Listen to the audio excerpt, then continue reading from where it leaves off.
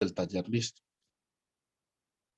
Recuerden que este taller no es un taller parcial. Este simplemente es un taller para que ustedes vayan realizando un proceso de autoevaluación de carácter formativo con respecto a los contenidos que se desarrollen en clase.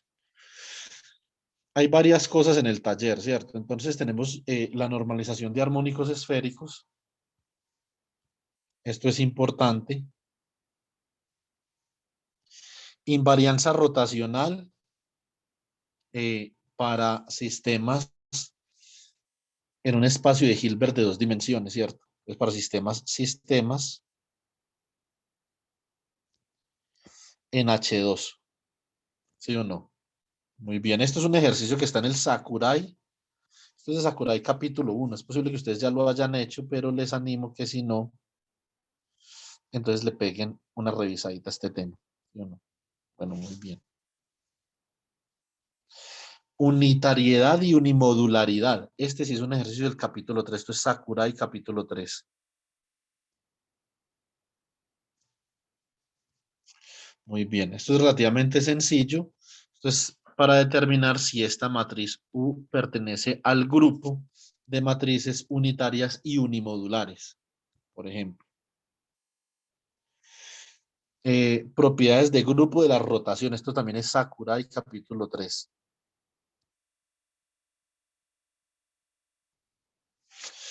Estados coherentes de spin. Este lo vamos a hacer ahora. Esto está en Sakurai capítulo 1.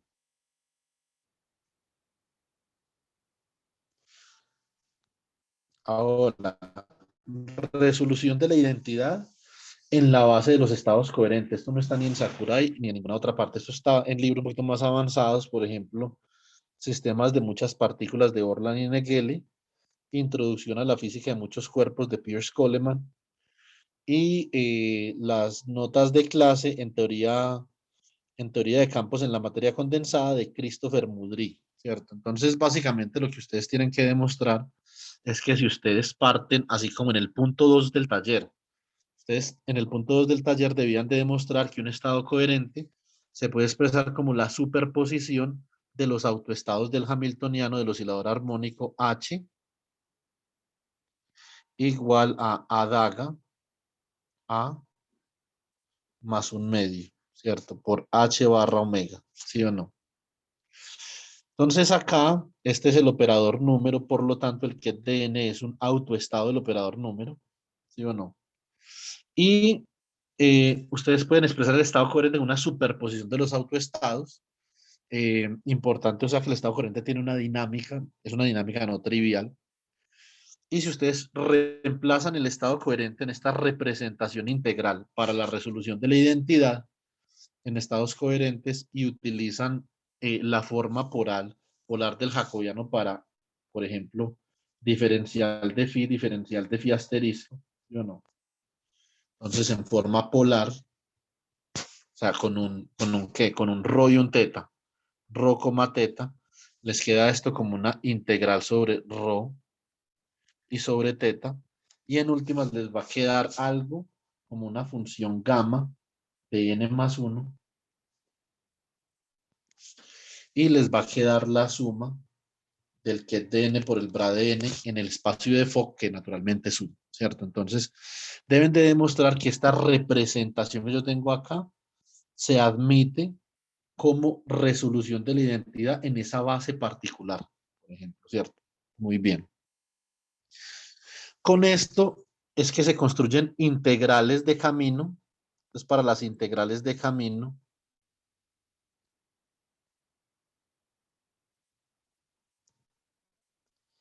en tiempo imaginario. No en tiempo real como la integral de Feynman, no, es en tiempo imaginario.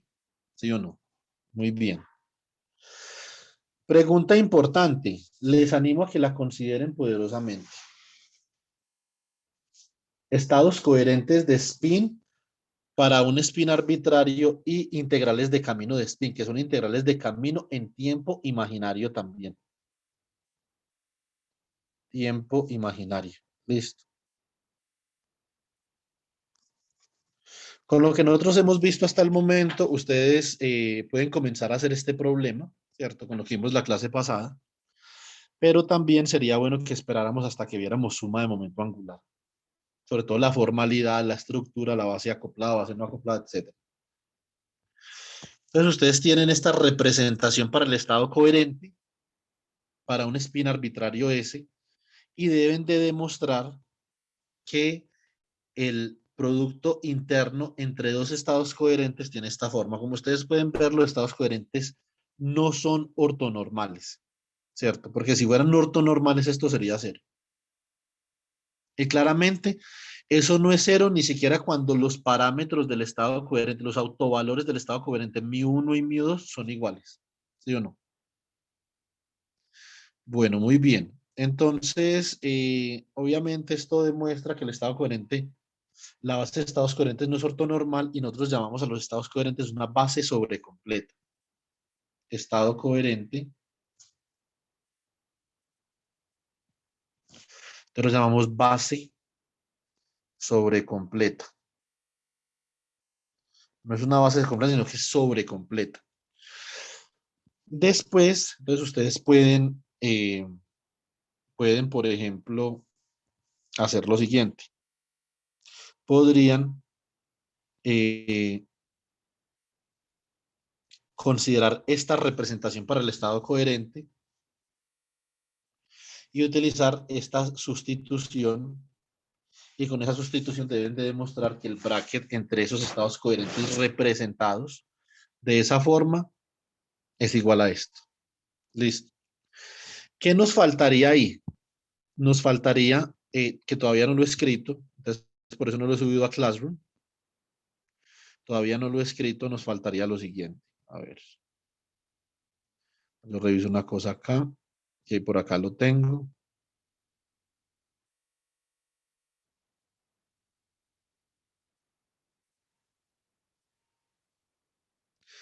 Nos faltaría la resolución de la identidad en estados coherentes de spin.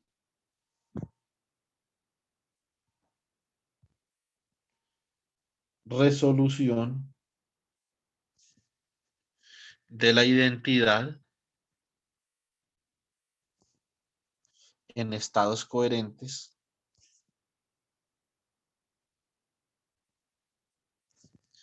de spin. Pues, ¿cómo queda eso?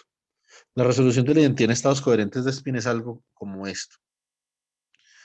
El operador 1 es igual a la integral, o más bien coloquemos un factor de normalización acá, que esto es la degeneración, el factor de degeneración de los estados de momento angular, 1 sobre 2, perdón, 2s más 1 sobre 4pi integral, entonces quedaría la integral sobre el ángulo sólido, integral sobre el ángulo sólido por el que de n por el bra de n. Estos no son estados de foco. Eso debería ser otra cosa ahí. Entonces coloquemos phi más bien, pero no son estados de foco. Que de phi, bra de phi. Por lo tanto, para esto necesitamos una representación para phi, ¿cierto? Nosotros ya ahí analizamos varias representaciones para phi. Ah, bueno, no coloquemos phi porque es que estos están polares. Esféricas, perdón. Entonces coloquemos otro estado acá, coloquemos el ket de phi por el bra de phi. Entonces el ket de psi, ¿cierto? Admite la siguiente representación eh, en coordenadas esféricas. Entonces sería más o menos como la suma desde m igual a 0 hasta 2s, ¿cierto? De k sub m, una constante k sub m de teta phi en esféricas, que multiplica a el coeficiente binomial 2s m a la 1 medio, ¿cierto? Ese coeficiente binomial por el ket de s, menos s más m, ¿cierto? Muy bien. Ustedes ya conocen naturalmente el problema de autovalores para este ket, ¿cierto? Entonces saben que s al cuadrado actuando sobre el ket de s, ms, es igual a h barra al cuadrado por s que multiplica s más 1 por el ket de s, ms, ¿sí o no? Y que sz actuando sobre S, ms es igual a H barra por ms que multiplica al ket de S, ms. Esto fue lo que construimos en la clase pasada. Listo. Bueno, bien. Y esa constante de acá, esta constante, K sub m de teta, phi, que es muy parecida a la representación que ustedes tienen que demostrar en el segundo paso de ese punto, sería coseno a la 2s de teta medios.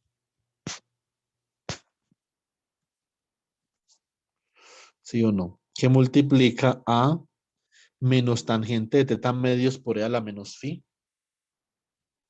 menos tangente de teta medios por e a la menos y phi a la m. ¿Sí o no? Bueno, muy bien. Entonces, con esta representación para el estado coherente y con esta resolución de la identidad, pueden escribir la integral de camino en tiempo imaginario para el spin. Ese es, digamos, que uno de los platos fuertes del taller parcial. Porque la insistencia en integrales de camino en tiempo imaginario, porque yo en el curso los quiero dejar introducidos a lo que nosotros conocemos como la teoría cuántica de campos estadísticos. Esto es una teoría cuántica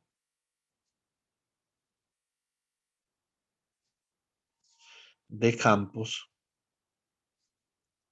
estadísticos. Con esto se hace teoría de campos para obtener observables en mecánica estadística, tal cual como se hace para teoría de campos a temperatura cero, que es lo que ustedes conocen del mesón, del pión, del bosón de Higgs, etc. Pero esto es a temperatura finita, temperatura T.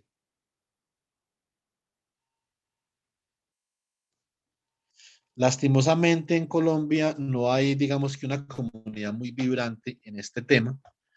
Y entonces yo creo que es bastante interesante dejar, digamos, esa semilla en ustedes para que ustedes consideren este campo como un futuro campo de trabajo, que es un campo bastante interesante, muy prolífico, se pueden hacer muchas cosas, ¿cierto? Y hay varios problemas no resueltos que son muy interesantes en la teoría de campos a temperatura finita, ¿sí o no? Entonces nosotros en nuestro grupo de investigación trabajamos con teoría de campo a temperatura finita y por fuera del equilibrio, pero pues eso sí no admite, eso sí no sería pues posible discutir eso en un curso de pregrado. Por fuera del equilibrio no. Pero hasta temperatura finita sí, porque hay funciones de partición que son muy fáciles de calcular, ¿cierto? Supremamente fáciles. Eso, sin ustedes saber mecánica estadística, lo podrían hacer en 2 pasos. Eso, de hecho, está en el Sakurai, en el capítulo 3, en lo que es el ensamble canónico. Nosotros después, digamos que ahondaremos un poquito en el tema, pero les puedo colocar un ejemplo bastante básico. Ustedes tienen esta energía N, ¿cierto? Igual a la energía del oscilador armónico. H barra omega N más un medio. ¿Sí o no? Tienen un ensamble, la densidad del ensamble canónico. Esto sí me imagino que lo vieron en mecánica clásica de alguna forma, pues.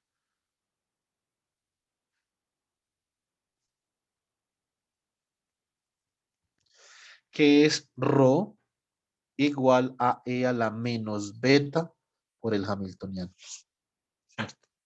Bueno, muy bien. Entonces, ¿qué es la función de partición? La función de partición es lo siguiente. Si usted tiene un sistema de muchas partículas,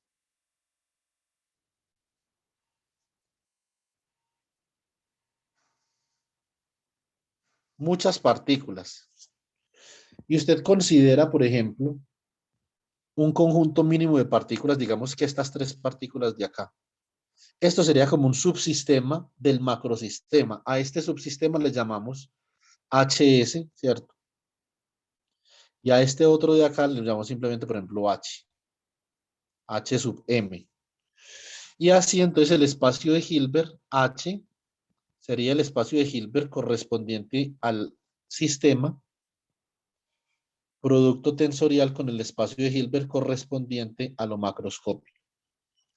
Si yo quiero saber la energía de lo macroscópico, cómo se distribuye entre los diferentes componentes de mi sistema, que en este caso son 3, yo puedo plantear una función, en alemán se llama Zustand Summe, ¿cierto? Que esto es básicamente la suma total de la energía, ¿cierto? Esto es una suma total. Esto es lo que en alemán esto significa suma total, ¿cierto? Y por eso es que esto se representa con la letra Z, ¿cierto? Y esto es básicamente una suma sobre todas las posibles configuraciones que reciben energía en mi sistema, en este caso, como la energía depende del número n de excitación, entonces sumamos desde n igual a 0 hasta más infinito de e a la menos beta n, ¿cierto? Esa es la función de partición.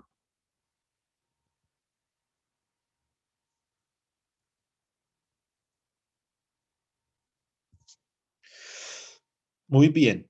La función de partición, bueno, típicamente en mecánica cuántica, que es una función de partición, una traza, ¿cierto? Lo que pasa es que si nosotros expandimos la traza en la base de Fock, nos queda así. Esto sería la traza, ¿cierto? De el, la traza de Rho, que básicamente es el operador de estado escrito en términos del Hamiltoniano para temperatura finita, porque recuerden que beta, eso se me olvidó decir, beta es 1 sobre la constante de Boltzmann por la temperatura. Muy bien, entonces acá, esto es la traza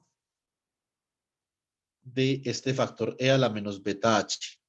Pero si ustedes representan la traza en la base de Fock, esto es la suma desde n igual a 0 hasta más infinito del, del bracket entre n y n de E a la menos beta H, ¿cierto? Esto es un problema de autovalores conocido, entonces esto queda como la suma desde n igual a 0 hasta más infinito de E a la menos beta n por el bracket entre n y n, que es 1, ¿cierto? En el espacio de Fock. Por eso es que la función de partición, como ustedes la van a poder ver en el 3.4 del Sakurai,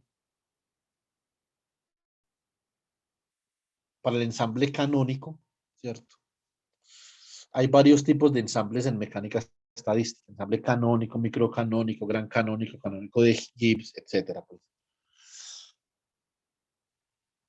Para el ensamble canónico esto queda como la suma desde n igual a 0 hasta más infinito de e a la menos beta en, ¿sí o no? Bueno, chicos, en esto llevamos unos 10 minutos y en los próximos 3 minutos ustedes ya pueden decir que están en mecánica estadística y todavía no lo han visto. Entonces esto es supremamente sencillo. Entonces z sería igual a la suma desde n igual a 0 hasta más infinito de e a la menos beta en. Esto queda como la suma desde n igual a 0 hasta más infinito de e a la menos beta h barra omega n más un medio, que es la energía del oscilador armónico, y esto queda como e a la menos beta h barra omega y sobre 2 por la suma desde n igual a 0 hasta más infinito de e a la menos beta h barra omega n. Y esto es e a la menos beta h barra omega sobre 2 por la suma desde n igual a 0 hasta más infinito de x a la n h barra omega, ¿cierto? Y eso es una serie geométrica, por lo tanto, utilizando el radio de convergencia de la serie geométrica, esto queda por 1 sobre 1 menos x, ¿cierto? Nosotros sabemos quién es x, esto queda como e a la menos beta h barra omega sobre 1 menos e a la menos beta h barra omega. Listo. Función de partición. Menos de un minuto. Esto sí no resiste análisis, pues. ¿Sí o no? Vamos que acá la parte complicada de esto sería la física. ¿Sí o no? O sea, uno interpretar qué tipo de física es la que uno está estudiando cuando calcula la función de partición. ¿Y qué puede hacer usted con la función de partición? Que eso es lo otro, ¿cierto? Entonces, Z, pues queda como E a la menos beta H barra omega medios sobre 1 menos E a la menos beta H barra omega. Una cosa que uno puede calcular,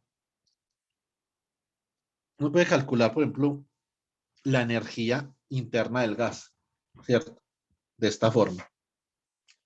La energía interna, la energía media es igual a menos la derivada parcial con respecto a beta, este parámetro beta de acá, del logaritmo natural de la función de partición. Y esto queda como menos la derivada con respecto a beta, el logaritmo natural de lo de arriba.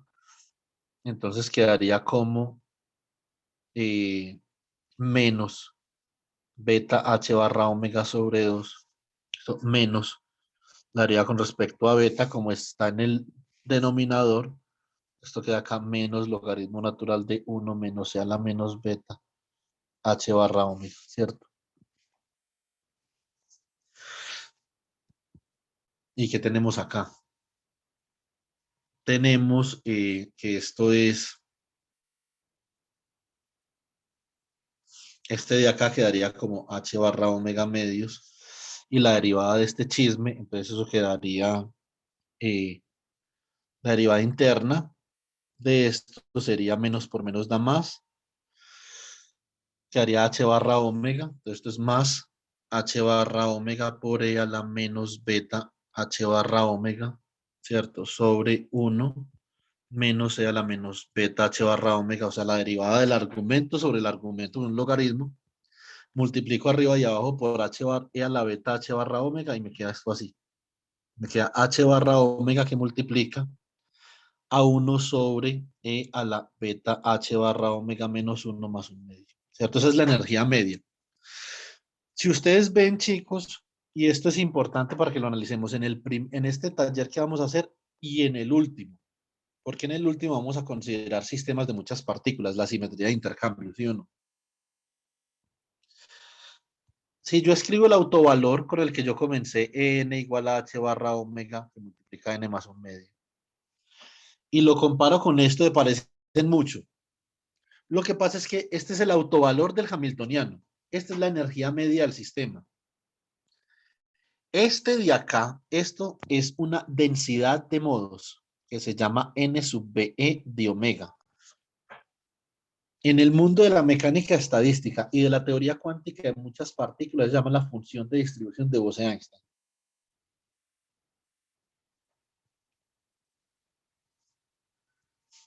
¿Sí o no? Esto es 1 sobre e a la beta h barra omega menos 1. Bose-Einstein distribution. Listo.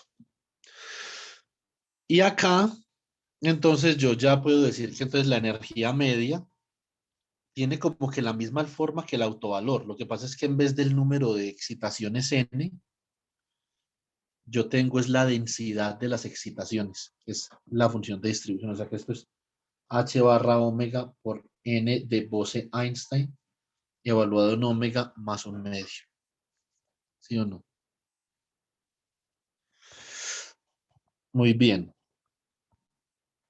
¿Qué puede uno hacer con esto? Si uno quiere, bueno, solamente la energía media. Usted me dice, no, venga, deme otro observable del sistema que sea más interesante, la energía media. Entonces yo le digo, listo, entonces le doy el calor específico, pues capacidad calorífica, como función de la temperatura, es igual a la derivada de la energía media, pero total, ¿cierto? La energía media total va a ser igual a ¿quién? A n veces la energía media, si son n partículas, pero como cada partícula tiene 3 grados de libertad, ¿sí o no? En este caso podrían ser grados de libertad de centro de masas vibracionales y rotacionales, por ejemplo, pero podría ser cualquier cosa. O sea que esto es 3n por e. Derivo eso con respecto a la temperatura. Esto usted lo puede hacer como esto depende de beta, no de la temperatura, no de beta. Sería entonces de total media con respecto a beta por la derivada de beta con respecto a la temperatura. Y nosotros sabemos que eso es menos 1 sobre k sub b por t al cuadrado, ¿cierto? Esto cuando usted entonces calcula el primer término termina siendo lo siguiente. Esto termina siendo 3n k sub b por H barra omega sobre K sub B por T al cuadrado por E a la H barra omega sobre K sub B por T dividido E a la H barra omega sobre K sub B por T menos 1 todo al cuadrado. Ese es el calor específico y esto se conoce como el modelo de Einstein.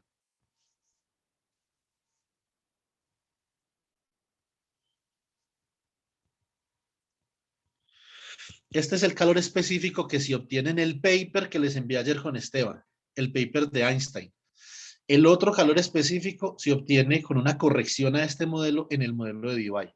Listo, eso lo discutimos el viernes en los 10 últimos minutos de clase. Simplemente la física de esos dos modelos para evaluar el calor específico que se publicaron en 1900 algo, primero Einstein y después Petrus Debye, que hizo una corrección al modelo de Einstein.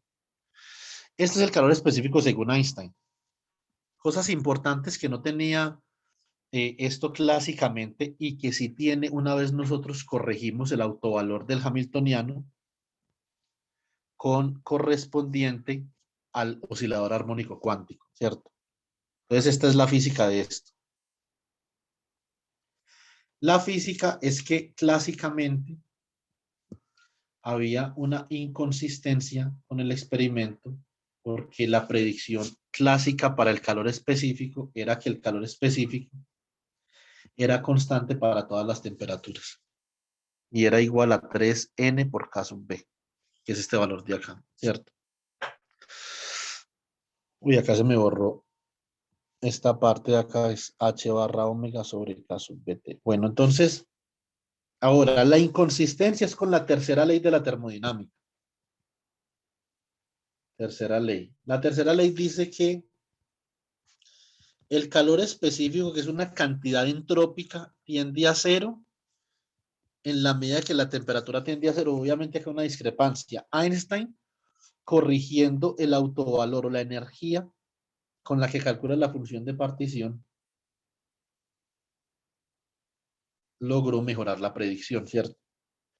Para altas temperaturas, nosotros retenemos el valor clásico, pero para bajas temperaturas el calor específico es cero, cuando te tiende a cero como lo demanda la tercera ley de la termodinámica. Esto es Einstein. Debye, la teoría de Debye, básicamente que reproduce algo parecido, pero lo reproduce de esta forma, que es muy importante, haciendo que a bajas temperaturas el calor específico sea proporcional a T al cubo.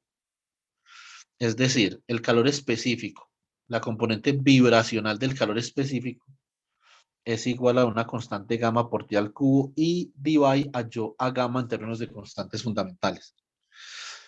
Esto es lo que hizo la corrección cuántica para el tema de calor específico, que eso es lo que trata los dos papers que les envié ayer con Esteban, ¿cierto? El paper de Debye y el paper de Einstein. Hacer estas correcciones. Si quieren después podemos calcular con más detalle y con más calma las correcciones si ustedes quieren. Me preguntan y hacemos una asesoría y calculamos esto. Entonces, moraleja, ¿qué tiene que ver esto con el taller? Lo siguiente. En una teoría cuántica de campo a temperatura finita, yo puedo hallar una forma alternativa para evaluar la función de partición. ¿Sí o no? Forma alternativa para evaluar Z. Z en la base de Fock, esto es una traza de E a la menos beta H. Y típicamente en mecánica estadística de partículas, esto, la base en la que se expande Z, se elige como la base de Fock. Y por eso es que esto queda la suma desde n igual a 0 hasta más infinito del bracket entre n y n de E a la menos beta H, ¿cierto? Y esto queda como la suma desde n igual a 0 hasta más infinito si H es no interactuante de E a la menos beta EN, donde N es el autovalor de H, ¿cierto? Pero esto también, como la traza es invariante a la base en la que usted la calcule, esto se puede calcular exactamente de la misma forma, no, pero se puede evaluar también y debe dar lo mismo si lo evalúo en una base de estados coherentes. ¿Sí o no? Muy bien. Entonces, en una base de estados coherentes, si utilizo la resolución de la identidad, puedo, por ejemplo, dividir esto de la siguiente forma. Esto sería como una traza de e a la menos beta h sobre n por e a la menos beta h sobre n. Lo mismo que hacíamos con el operador de evolución para la integral de camino de Feynman, pero ahora lo hacemos con el factor de volumen. N veces. Y entre factor y factor introducimos una resolución de la identidad en la base de estados coherentes, que eso es lo que ustedes van a demostrar. Entonces la integral entonces sobre phi y phi asterisco de e a la menos phi por phi asterisco por el ket de phi por phi, por el bra de phi, ¿cierto? Ustedes introducen esa base ahí, ¿sí o no? ¿Y qué les va a dar? Les va a dar como algo así. Esto les va a dar como una integral sobre el diferencial funcional de phi, diferencial funcional de phi asterisco por e. Como esto es en tiempo imaginario, ya no está la i. Esto es e a la menos una acción que depende de phi y de phi asterisco sobre h barra. Y esto es la integral de camino en tiempo imaginario. ¿Sí o no?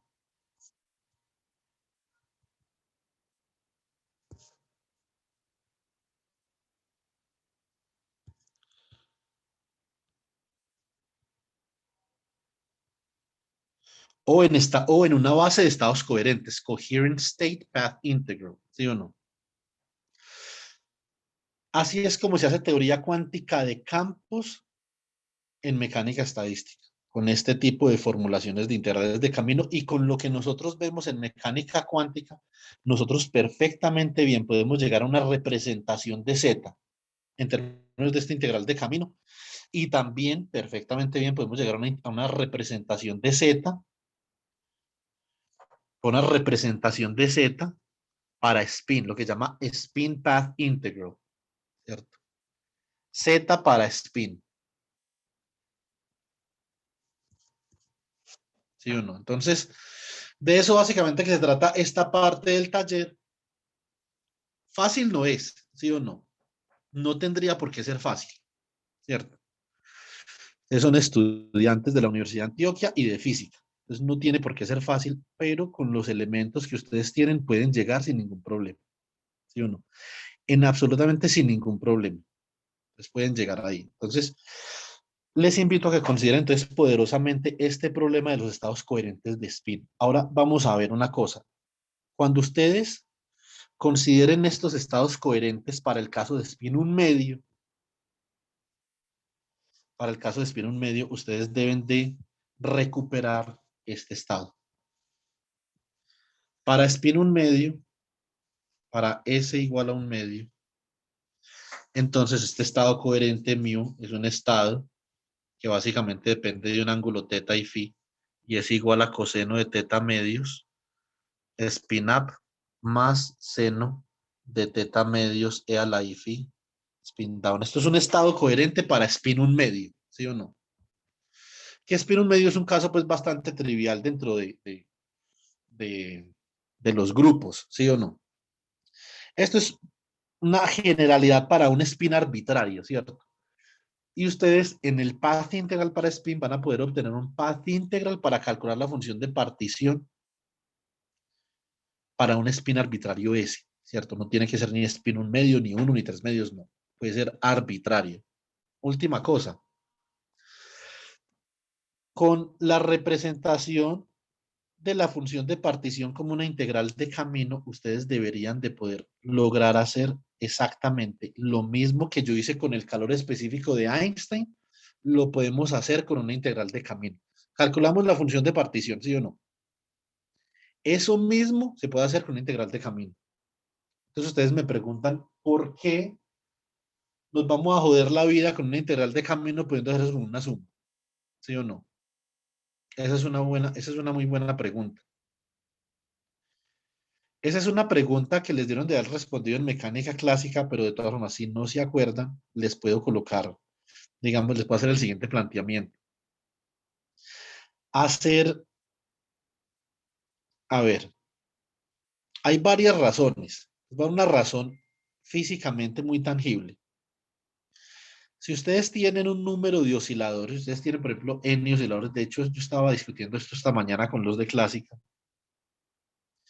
Tiene N osciladores. Es mucho más versátil usted tomar el límite continuo de estos N osciladores que trabajar estos N osciladores discretamente.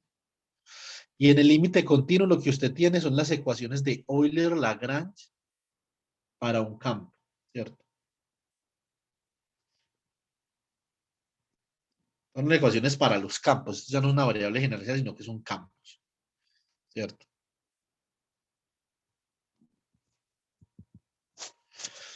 Cuando usted tiene una representación de campo de un sistema físico que tiene invarianza traslacional, tiene determinadas simetrías, es mucho más práctico entonces hablar en términos de integrales de camino, por ejemplo. Esta es una forma. La otra razón es que con las integrales de camino, nosotros obtenemos una serie perturbativa de forma muy natural y podemos calcular observables de forma mucho más sencilla, ¿cierto?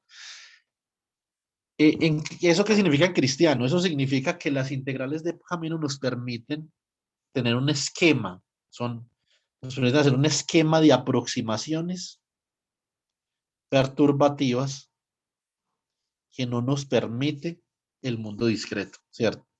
Las aproximaciones de acá son sencillamente triviales. No trivial la aproximación, sino ver la aproximación, ver que ahí está la aproximación, algo trivial. Bueno, muy bien.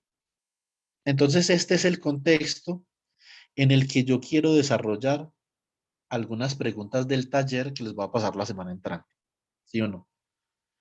Como les dice, esto fácil no es, ¿sí o no? Pero ustedes saben que tienen, pues, digamos, toda mi atención con respecto al proceso formativo para yo ayudarles en lo que se necesite y que ustedes con, digamos, un esfuercito puedan llegar a estas respuestas, ¿cierto? Entonces, tampoco es toda una cosa del otro mundo, pero sí es interesante, es muy interesante que, por ejemplo, los profesores que uno tiene le puedan depositar de lo mejor que ellos tienen, ¿cierto? Y esto yo creo que es al nivel de pregrado que ustedes están en este momento. Esto sería de lo mejorcito que yo les podría depositar a ustedes para su proceso formativo. ¿Sí o no? Una teoría cuántica de campos a temperatura finita. Muy interesante para muchos problemas diferentes. No solamente en la materia condensada. Si a usted le gustan las partículas, también en partículas. Pero es que en partículas es de menor impacto la temperatura que en materiales, ¿cierto? Pero también se hacen cálculos a temperatura finita, correcciones a temperatura finita, por ejemplo, para las amplitudes del bosón de Higgs, etcétera, etcétera, ¿sí o no? Bueno, preguntas, inquietudes, percepciones, lo que sea, para que comencemos con un problemita de momento angular así rápidamente. Profe, Dime. eh, pues podría decirle entonces a Marco para que también en el taller estemos trabajando todos estos ejercicios. Pues usted le puede decir, sí o no. Ya otra cosa es, no sé si, ¿quién es? O sea, Marco es un profesor, un estudiante de maestría o qué, de doctorado. Se supone que es un estudiante de posgrado, pero no sé pues, si está haciendo maestría o qué, doctorado. Pues yo imagino que él les puede colaborar con los ejercicios más generales de momento angular, ¿sí o no? O sea, eso todos los físicos del mundo, pues hasta el físico más dormido, sabe hacer un ejercicio de eso, ¿sí me entiende? Entonces, eso sí, pues sí, ya terminó su formación de pregrado naturalmente, porque después uno en otras materias vuelve a momento angular, teoría de campos, mecánica estadística, o sea, eso se ve mucho. Más sin embargo, la parte de estados coherentes de spin, la parte de integrales de camino, la parte de temperatura finita, pues ahí sí no estaría seguro. Si usted quiere, pregúntele y si, y, y si digamos él se siente cómodo con eso, pues a mí me parece perfecto, ¿sí o no? Que lo discutan con más gente. Si no, Kevin, como yo les dije, yo voy a abrir unos espacios también a las 6 de la tarde, algunas semanas, para yo poder tener control sobre los ejercicios que nosotros vamos haciendo y ahí los podemos hacer también. ¿Sí me explico? Sí, profe. Pues le pueden decir, por ejemplo, acá hay algunos ejercicios que pues sí, sí son, o sea, son típicos de un curso de mecánica cuántica en la parte de simetría esférica y objeto angular. La normalización de los estados esféricos, de los armónicos esféricos. Pueden hacerle eso, invarianza rotacional, unitariedad y unimodularidad. Pueden decir a Marco, vea, trabajemos estos 3 puntos, por ejemplo, ¿sí o no? Que son puntos del Sakurai, etcétera, etcétera. ¿Sí o no? Eso lo pueden comentar. ¿Qué otro punto por acá es hacia propiedades de grupo? Esto también. Esto es muy simple. Este lo va a hacer en este momento. Esto, pues no sé, le pueden preguntar y lo pueden trabajar con él si quieren, pero yo también lo puedo trabajar con ustedes la semana entrante en un momentico, por ejemplo, el lunes a las 6 o el martes a las 6, algo así, ¿cierto? Esto sí es, digamos, más, o sea, no estoy muy seguro, ¿sí o no? Pero le puede preguntar, yo no tengo problema con le preguntan a nadie nada. Este lo va a hacer ahorita. Representación matricial de los operadores de momento angular. Entonces, ¿qué les parece si comenzamos con este ejemplo, por ejemplo? ¿Sí o no? Este de acá. ¿Quién me puede colaborar dándole lectura a este problema? Profe, antes de que haga el ejemplo, le podría preguntar algunas cosas de lo que explicó, por favor. Sí, claro. Pues entonces, digamos, al principio cuando estábamos hablando de ensamble canónico, uno se imagina un sistema de muchas partículas en el cual uno considera un subsistema, ¿cierto? Sí. Y la función de partición significaría, digamos, como la suma sobre todos los posibles estados de ese subsistema o es del sistema No, total, del subsistema. el subsistema, ok. Exactamente. Profe, y digamos, ¿por qué uno considera que el espacio de Hilbert total es, digamos, el producto tensorial de el, el subsistema y el resto del sistema y no al revés? Pues sabiendo que, digamos, uno sabe que el producto tensorial no conmuta, pues, digamos, uno por qué elegiría uno y no el otro. ¿Me hago entender? Mm, bueno, en ese sentido tiene usted razón. Pero pensando lo clásica, o sea, sí, tiene usted toda la razón. O sea, debería ser el del macrosistema con el del sistema, pues, ¿cierto? Entonces yo no lo estaba pensando cuánticamente en ese momento. Entonces, en ese sentido, sí. No conmuta generalmente, pero podría conmutar. ¿Sí me entiende? Podría. Entonces, simplemente es la forma como usted está escogiendo los estados. O sea, usted los puede escoger los estados, los primeros estados pueden ser los estados del sistema y los últimos del subsistema o al revés. ¿Sí o no? Eso no importa siempre y cuando usted conserve la convención con la que inició Esteban, la tiene que conservar hasta el último momento. ¿Sí me entiende? Ok, profe. Eh, Entonces, ahora, con respecto a la función de partición, un comentario. La función de partición define los observables del sistema, ¿sí o no? Pero tiene también contribuciones de el macrosistema. Entonces, no sé si de pronto no había entendido bien la pregunta, pero entonces si es así, la función de partición también tiene contribuciones de los grados de libertad que usted marginalizó, que son los del sistema, ¿cierto? Entonces, si usted tiene, por ejemplo, esto acá y esto acá, esto es un sistema. ¿Qué hace usted para obtener, por ejemplo, si usted tiene, digamos, acá 2 coordenadas y acá tiene un mundo de coordenadas? ¿Cómo hace usted para obtener una densidad acá? Entonces, usted tiene la densidad de su sistema, es básicamente que va a depender de 2 coordenadas. Coloquemos la dependencia de las coordenadas ahí para que usted vea bien esto. Va a depender de la coordenada Q1, Q2, P1 y P2, ¿cierto? Eso significa que usted lo que va a hacer es que esto va a ser igual a una integral, ¿cierto? Sobre una productoria de coordenadas desde K igual a 3 hasta N de 3Q sub K y de 3P sub K de otra densidad por acá, pues cualquiera, por ejemplo, F de un conjunto de unos P sub K, unos Q sub K, ¿cierto? Entonces acá usted está marginalizando los grados de libertad de los cuales va a depender la densidad de su subsistema. ¿Sí me entiende? ¿Sí me hago entender, Esteban? sí, profe. Entonces ahí esto contribuye a la función de partición. Entonces, por lo tanto, la función de partición también tiene contribuciones de la cinemática del macrosistema, no solo del subsistema. Pero si utilizas para calcular cosas del subsistema, no del macrosistema, en el ensamble canónico. ¿Sí me explico? Sí.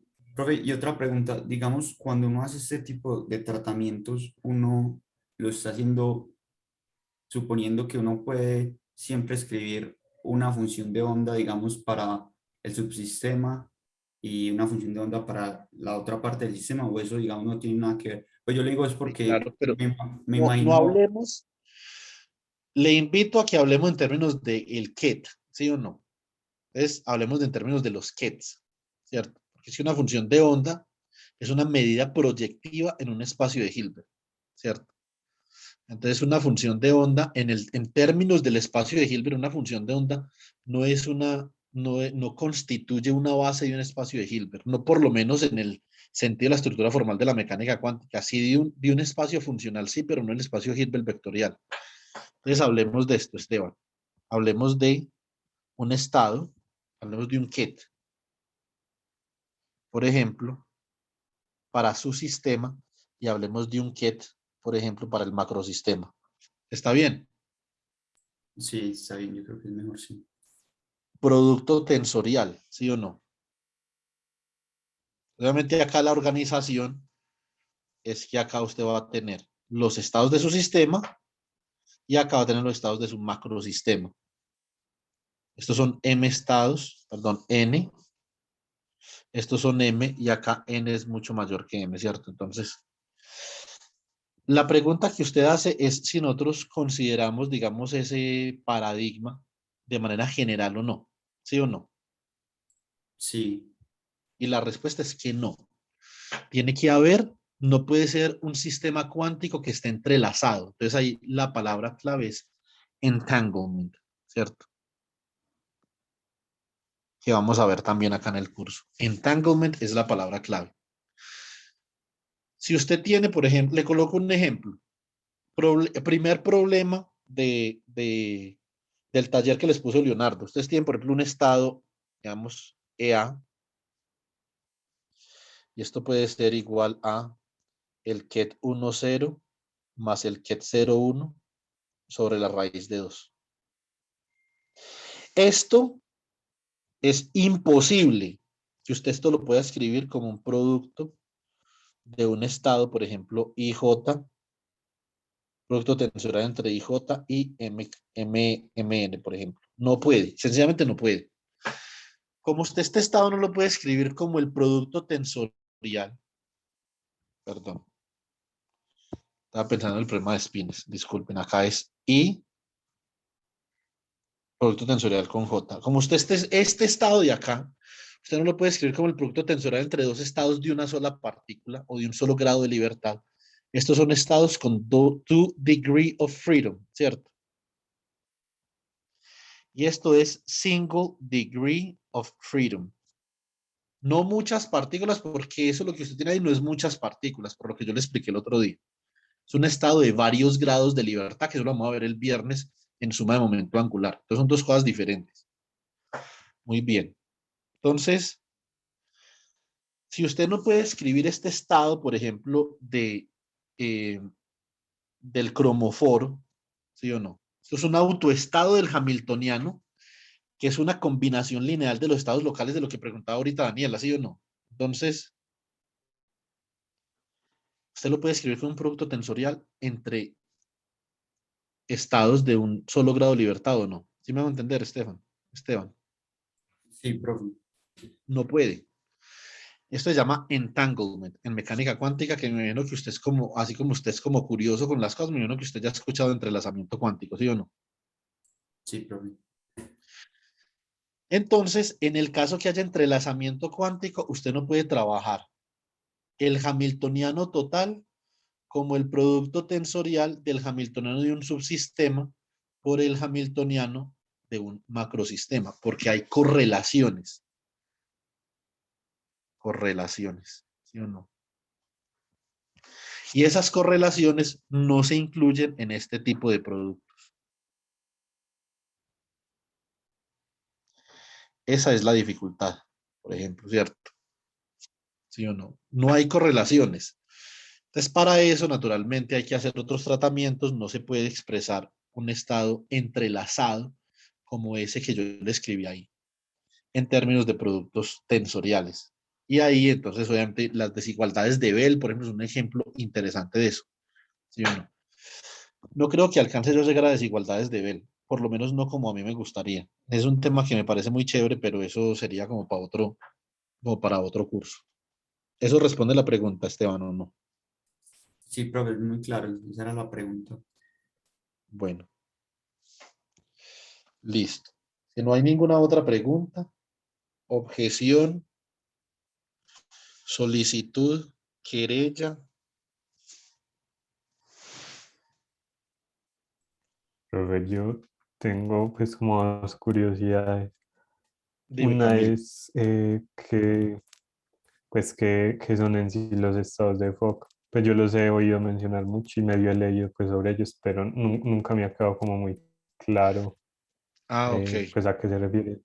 Y la otra pues breve es como por qué pues cuáles o por qué es tan útil estudiar los estados coherentes pues a la hora de la práctica.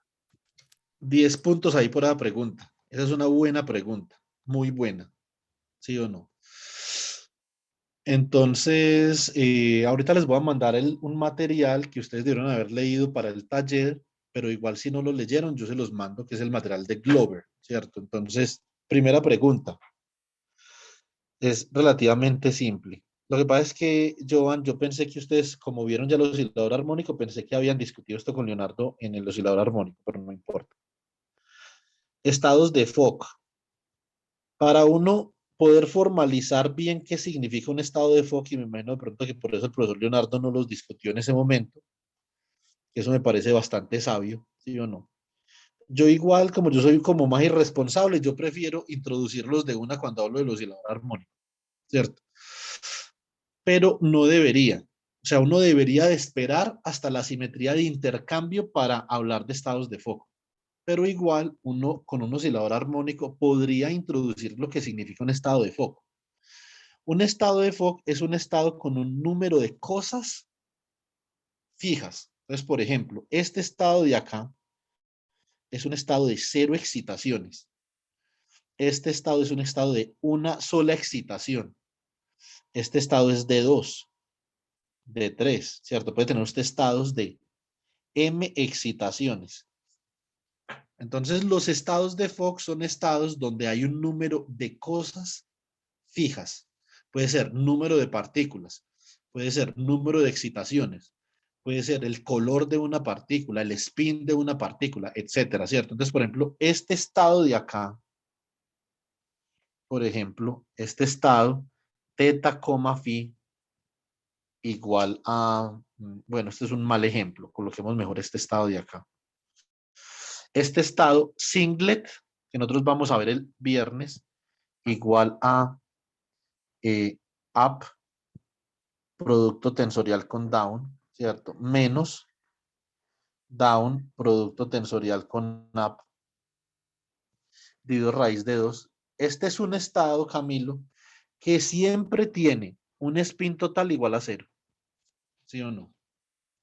No hay forma de que ese estado no tenga un spin igual a 0. Tiene que tener un spin igual a 0. Entonces tú puedes tener estados con spin igual a 0, que se llama singlet, y puede tener estados con spin igual a 1, que se llama triplet. Estos son estados de Fock también, porque tienen spin fijo, ¿sí o no?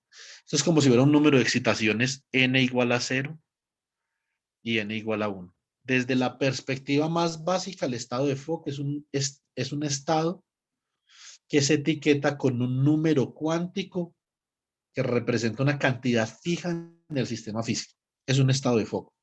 ¿Por qué le dije yo ahorita que tal vez no era como lo más conveniente introducir los estados de Fock hasta que usted no tuviera, digamos, la posibilidad de discutir muchas partículas, ¿cierto? Porque resulta que el formalismo como tal, si yo me voy al paper de Fock, ¿sí o no? El formalismo de Fock es un formalismo en donde usted tiene un estado de muchas partículas, N1, N2, hasta NN. Esto es un estado, esto sí es multipartícula, ¿sí o no?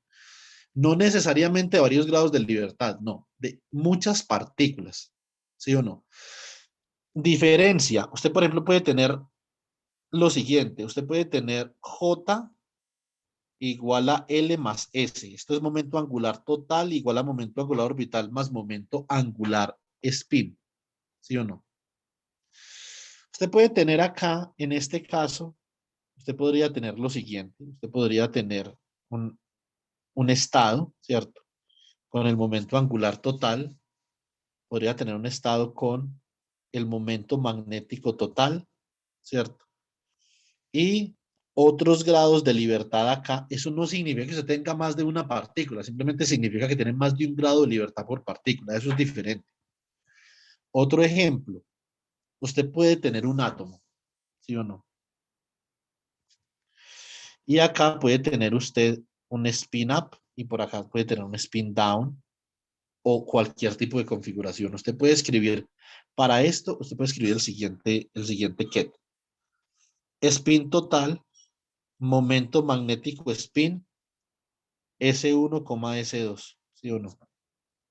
Eso no son muchas partículas, eso es una sola partícula, pero que tiene un grado de libertad por acá, spin 1, un grado de libertad por acá, spin 2, y etiquetada con el spin total y el momento magnético spin total, ¿cierto? Es muy distinto que tener varias partículas. Esto es lo que nosotros vamos a ver el viernes, ¿cierto? Cuando veamos sistemas de varios grados de libertad. Entonces, en el espacio de Fock, particularmente nosotros consideramos, como vamos a ver nosotros ya por unas 2 semanas, muchas partículas, ¿cierto? Donde en este estado, en el estado 1 hay N1 partículas, en el estado 2 hay N2 partículas, en el estado N hay NN partículas, ¿sí o no? Esto es lo que es un estado de Fock. Un estado de Fock, desde la perspectiva multipartícula, es un estado en donde por subestado hay un número fijo de partículas, un estado de Fock, ¿sí o no? Bueno, y obviamente en el oscilador armónico, lo que pasa es que el oscilador armónico el oscilador armónico es una teoría de una sola partícula. Cuando uno dice que es que n partículas, eso no está bien dicho. Uno debe decir n excitaciones de la partícula, ¿cierto? Para ser más preciso con el vocabulario. Ahora, segunda pregunta. ¿Por qué es importante el estado coherente? El estado coherente es el estado más clásico posible. Por lo tanto, cuando yo ahorita escribí la integral de camino en estados coherentes, ¿qué es lo que yo hice realmente? Lo que yo hice fue partir de la acción más clásica posible, que es muy fácil de determinar, porque nosotros sabemos mecánica clásica relativamente bien, ¿cierto? Y para tener en cuenta la mecánica cuántica, simplemente integro sobre todas las posibles configuraciones phi y phi asterisco de las partículas del sistema. Entonces, la mecánica cuántica viene en la parte de la integral de camino, pero la acción es la acción más clásica posible, ¿cierto? Así, esto todo de las integrales de camino que yo les acabo de explicar ahorita, esto viene de dos físicos japoneses bastante conocidos, puede que no para ustedes, pero sí en general. Ya en el próximo semestre ustedes los van a conocer supremamente bien, entonces eso es cuestión de tiempo. Eran Ryogo Kubo y Takeo Matsubara, ¿cierto? Ryogo Kubo fue el que se dio cuenta que la función de partición se podía calcular con una integral de camino, ¿sí o no? Y Takeo Matsubara, que era estudiante de Ryogo Kubo en Kioto, entonces él fue la persona que visualizó cómo se podía formalizar esa teoría, ¿cierto? Por eso esa teoría, ese contorno imaginario se llama el contorno de Matsubara. Ah, pero mentiras. Aquí en mecánica cuántica sí vamos a ver cubo, cuando veamos la representación de la interacción. Entonces acá sí vamos a ver cubos. Listo. Entonces el estado coherente es muy útil porque es la base natural en la que usted puede escribir la acción más clásica posible, debido a que el estado coherente es el estado más clásico posible. Una pregunta, voy a dejar la respuesta de Joan Camilo hasta acá. Y voy a esperar a ver si a alguien se le ocurre una pregunta de aquí a que yo diga, o bueno, alguna otra pregunta. Vamos a ver si a alguien se le ocurre una pregunta. Es una pregunta interesante. A mí tampoco, cuando yo he visto la primera vez, tampoco me ocurrió. Entonces, pues, eso no es problema. Pero simplemente como experimento académico, quiero ver a ver si a alguien se le ocurre una pregunta parecida a la de Joan con respecto a esto. Es una pregunta muy interesante. Entonces, bueno, ¿alguna otra pregunta?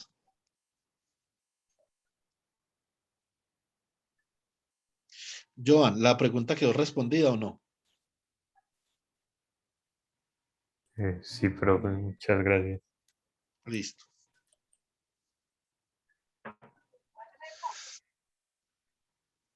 Estoy pendiente de una última pregunta con respecto a las integrales de estado coherente.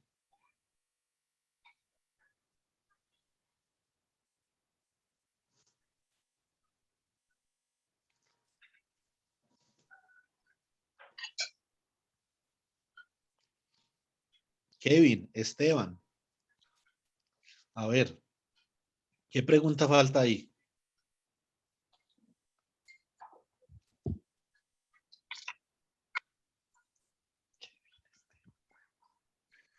No es muy obvia porque todavía no hemos visto simetría de intercambio de muchas partículas, Ay, ¿qué es eso? pero posiblemente ustedes podrían haber escuchado sobre lo que es un fermión y un bosón y les podría surgir alguna duda.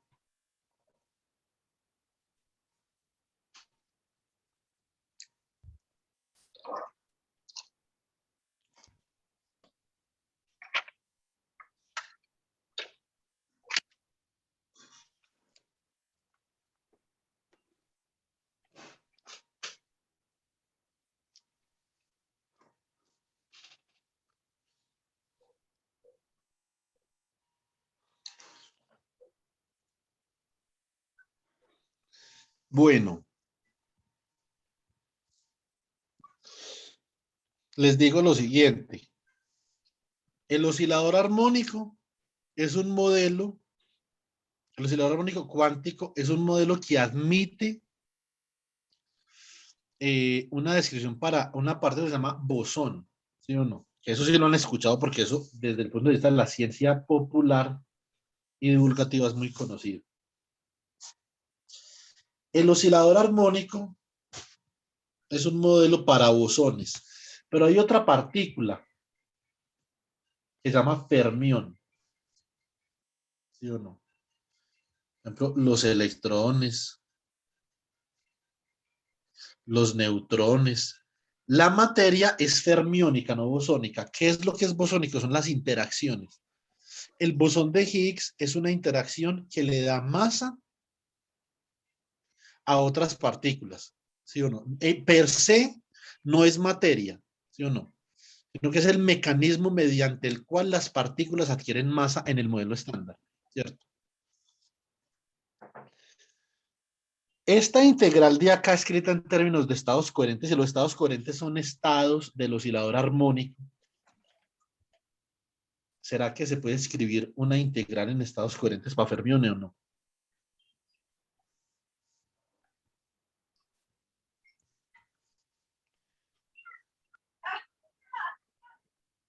Esa es una pregunta que les animo a que escudriñen y profundicen, ¿sí o no? Si quieren literatura, ahí en el taller, yo ya les, ahí hay varios libritos donde ustedes pueden examinar. Ese libro de Negele es un libro medio salvaje, pero es chévere.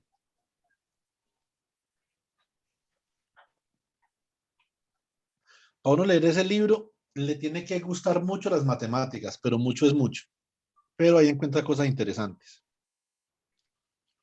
Bueno, veo que no tenemos más preguntas. Entonces procedamos.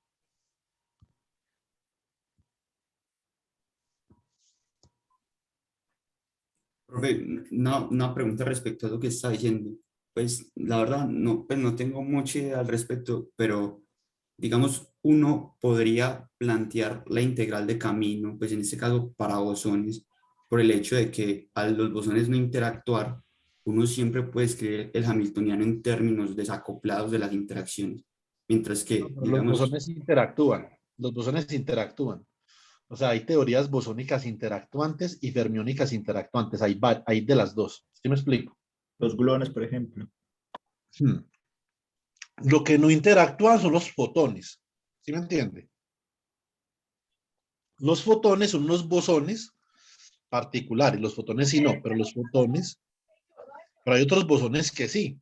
Por ejemplo, un ion, un ion con spin 1 es un bosón, ¿cierto? Por ejemplo, el potasio puede ser un ion de spin 1, ¿cierto? Y ese puede interactuar a través de la interacción cuadrupolar con otros iones de potasio, por lo tanto, sería una interacción bosón-bosón, ¿cierto? En lo que nosotros conocemos, por ejemplo, como el aislante de Mott. Entonces, sí hay interacción entre bosones. Lo que pasa es que es más común entre fermiones, pero entre bosones también hay. Entonces, el hecho de que esa integral, Esteban, se pueda escribir para bosones es debido a que los bosones admiten una descripción en términos de estados coherentes, pero los fermiones no.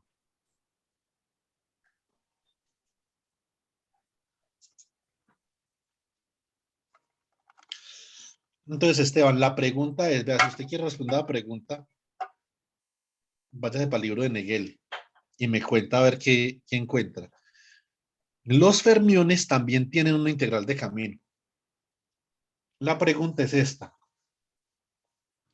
¿Cómo hago para escribir una integral de camino para fermiones si no admiten una descripción en estado coherente?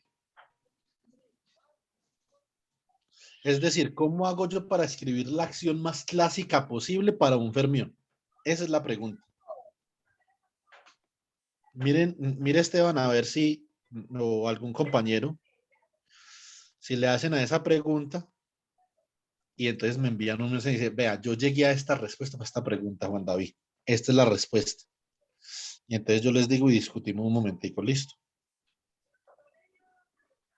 dale, profe. Muy bien. ¿Quién me puede colaborar con la lectura de este punto?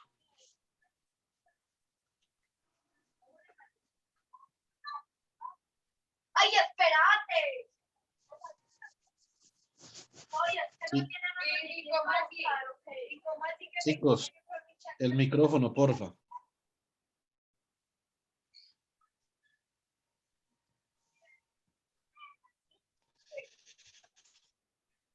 Cristian, tienes el micrófono abierto.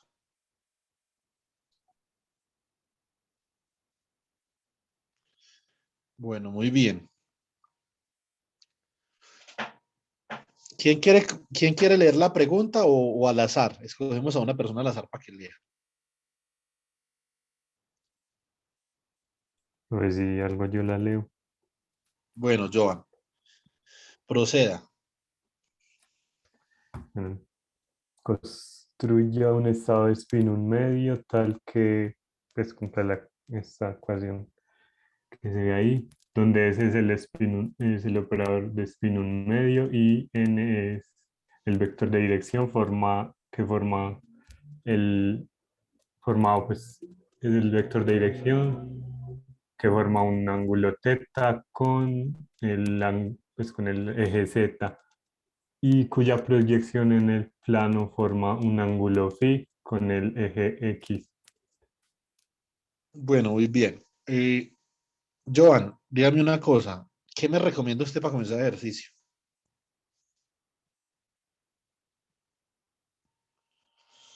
Me lo puedes poner, profe, Eh, creería que escribir pues el vector de momento, sino del operador momento angular, pues como en las componentes SZ, SX, SY, SZ, y hacer el producto junto con ese vector eh, n que nos dan ahí. Excelente. Vamos a hacer eso. Muy bien. Vamos a hacer lo que dice Joan Camilo. Entonces, necesitamos un estado tal que si yo mido el spin de ese estado en una dirección arbitraria con este operador,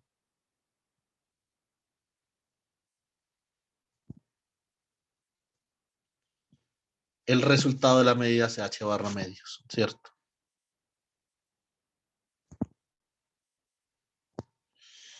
Muy bien, entonces hacemos lo que dice Joan. Entonces básicamente tenemos que construir el operador. Esto es igual a Sx, Sy, Sz producto punto con Nx, Ny, Nz. Pero como está escrito en coordenadas esféricas, esto es, digamos, esto de esta forma, esto es h barra medios sigma x, h barra medios sigma y, h barra medios sigma z, ¿sí o no? Entonces, esto es seno de teta, coseno de phi, seno de phi, seno de teta, cos teta. Pues h barra medios que multiplica sigma x, seno de teta, coseno de phi, ¿cierto? Más sigma y por seno de teta, seno de phi, más sigma z, coseno de teta, ¿cierto? Si representamos matricialmente a las componentes del vector de Pauli, esto nos queda como cos teta, de acá de sigma z, acá nos quedaría, entonces nos quedaría seno de teta, cos phi, menos i seno de teta, sen phi. Acá nos quedaría seno de teta, cos phi, más i seno de teta, seno de phi, y acá menos coseno de teta, ¿cierto? Esto queda h barra medios. Cos teta factorizamos acá. Seno de teta nos queda coseno de phi menos i seno de phi, o sea que esto es seno de teta por e a la menos i phi, ¿cierto? Esto es seno de teta por e a la i phi, y esto es menos coseno de teta. Esa es la representación matricial del operador, ¿sí o no? Nosotros acá no vamos a trabajar con spin un medio en el taller, ni en el parcial, ni en nada, ¿sí o no?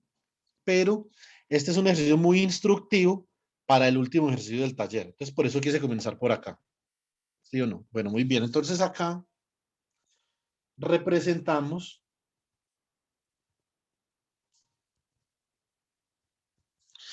el ket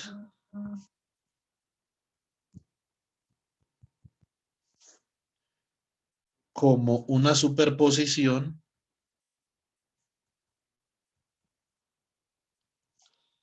de la base de ese Z, ¿cierto? Entonces,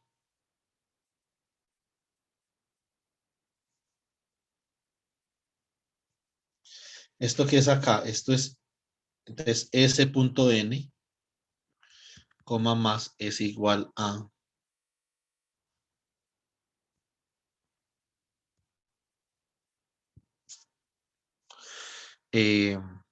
usted A spin up más B spin down, ¿cierto? Porque esto es AB cuando usted lo representa, ¿sí o no? Listo, muy bien. Entonces, ¿cómo queda nuestro problema de autovalores?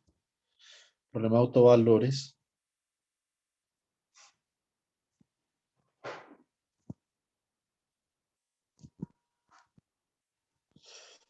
Y de autovectores. Pues queda como H barra medios. Factor de cos teta. Sen teta e a la menos i phi. Sen teta e a la i phi. Menos cos teta por AB. Igual H barra medios por AB. ¿Cierto? Muy bien. Esto se va con esto y esto queda cos teta. A cos teta más B sen teta por E a la menos I phi igual a ecuación 1. Ecuación 2. A seno de teta E a la I phi menos B coseno de teta igual a B. Ecuación 2. Lo típico en los problemas de autor y autovector es que las ecuaciones sean linealmente dependientes, ¿sí o no? Entonces, linealmente dependientes. Necesitamos una tercera ecuación. ¿Qué ecuación me recomiendan ustedes utilizar ahí? A ver, ¿qué utilizamos?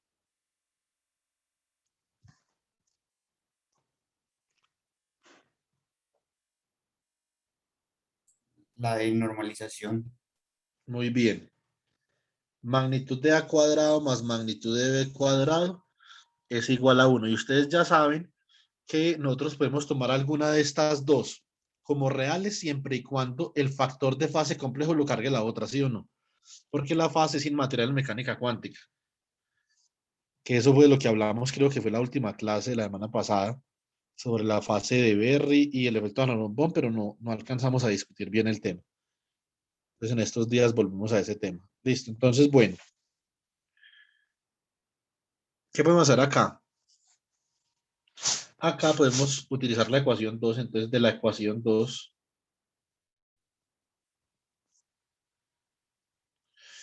entonces nosotros ¿qué tenemos? Tenemos que A seno de teta por E a la I phi es igual a B más B coseno de teta, ¿cierto? Es igual a B que multiplica 1 más cos teta, ¿cierto? Sacamos la magnitud al cuadrado de esta ecuación. Entonces, ¿cómo nos va a quedar esto? Esto nos va a quedar básicamente como, un segundo, una cosa, listo. Magnitud de A cuadrado seno cuadrado de teta igual a magnitud de B cuadrado que multiplica a 1 más coseno de teta al cuadrado, ¿cierto? Utilizamos las identidades del ángulo medio, o sea que seno cuadrado de teta no es otra cosa que 2 seno de teta medios, coseno de teta medios al cuadrado, y 1 más coseno de teta al cuadrado no es otra cosa que 2 coseno cuadrado de teta medios al cuadrado, ¿cierto? O sea que, ¿cómo queda esta vuelta acá? Esto queda 4 magnitud de A cuadrado,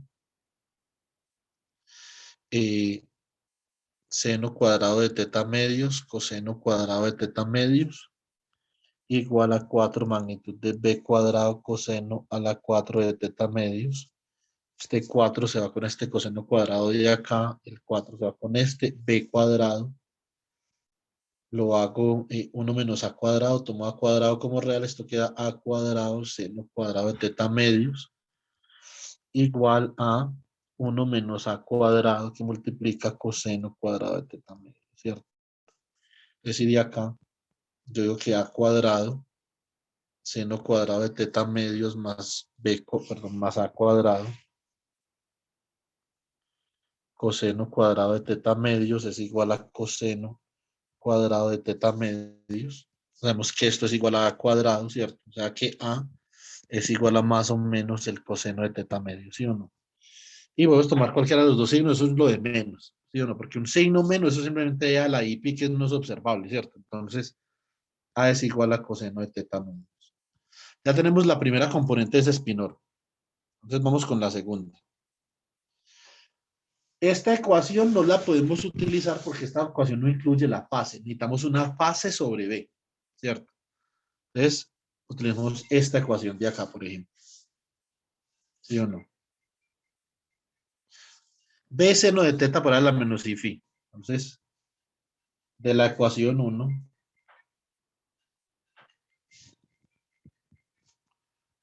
obtenemos B seno de teta por E a la menos I phi es igual a A menos A coseno de teta, ¿cierto?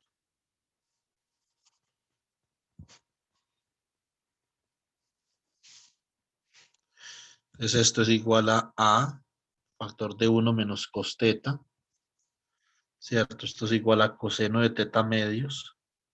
¿Y quién es cos 1 menos cos teta? Esto es 2, ¿cierto? Seno cuadrado de teta medios. ¿Sí o no? Muy bien. Entonces, de acá, ¿yo qué puedo decir? B es igual a coseno de teta medios, 2 coseno de teta medios, seno cuadrado de teta medios por E a la I phi. Este lo divido y entonces sube como exponente positivo. Sobre seno de teta, que es 2 seno de teta medios, o seno de teta medios, ¿cierto? Se va. Este con este es coseno de teta, este cuadrado con este de acá, esto da seno de teta medios por E a la I phi. Muy bien, bingo. Acabamos. Entonces,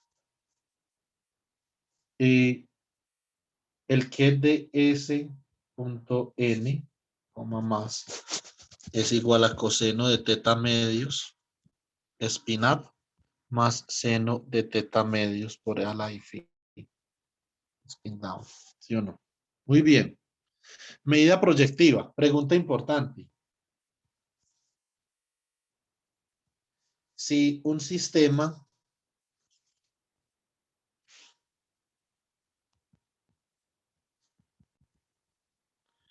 físico con S igual a un medio se encuentra en el estado S punto N, más,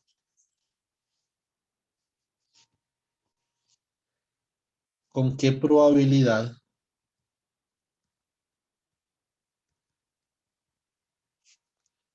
se puede medir un momento angular spin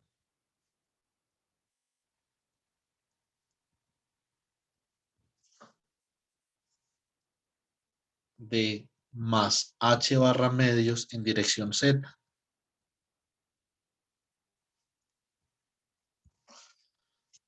¿Cuál es la probabilidad para medir más h barra medios en ese estado en dirección z? ¿Quién me dice?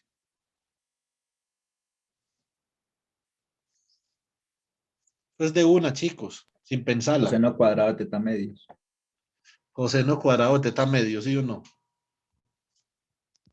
Probabilidad de más h barra medios, coseno cuadrado de teta medios. Y probabilidad de menos h barra medios, seno cuadrado de teta medios, ¿sí o no? Bueno, muy bien. Entonces, este es un problema, esto es relativamente sencillo, pues, ¿sí o no? O sea, esto no da ni para un parcial, ni para un cuisecito. Pero nosotros podemos enrobustecer la complejidad de los sistemas con la dimensión, ¿sí o no?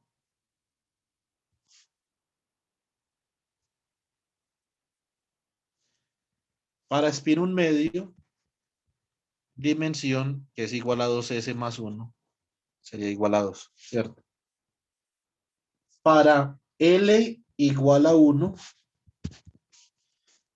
dimensión sería igual a 2L más 1, igual a 3. Entonces, si nosotros consideramos un estado de momento angular L igual a 1,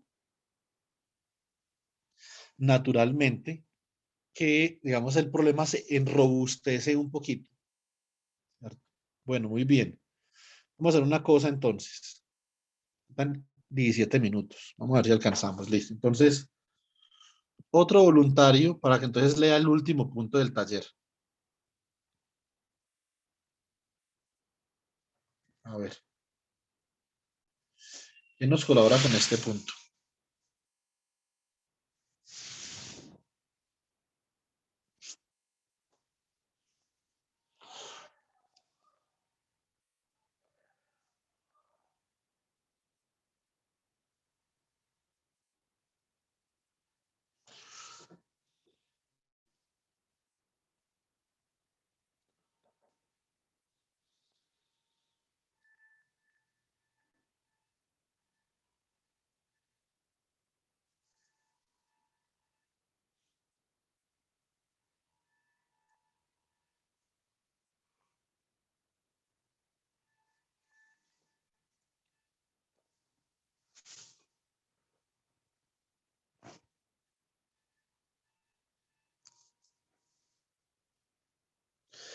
Entonces, seleccionemos a alguien aleatoriamente. A ver, Luis Adrián.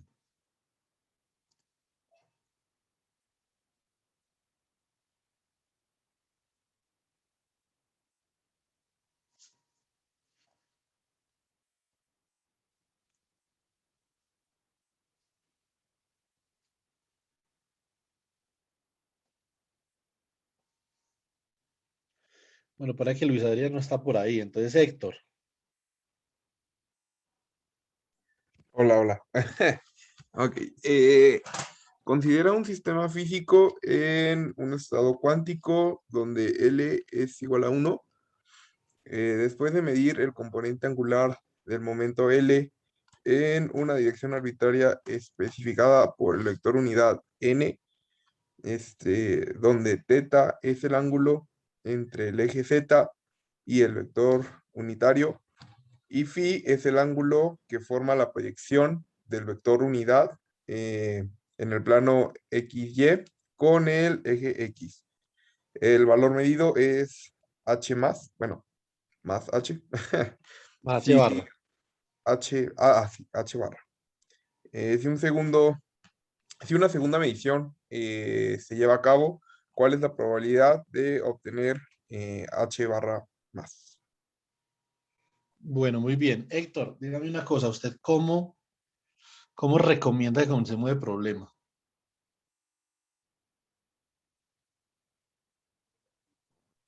Eh,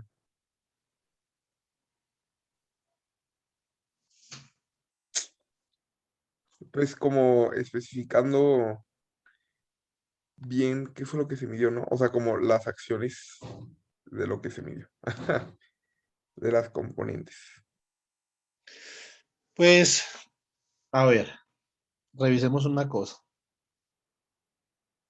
Voy a tratar de interpretar lo que usted me acabó de decir. Listo.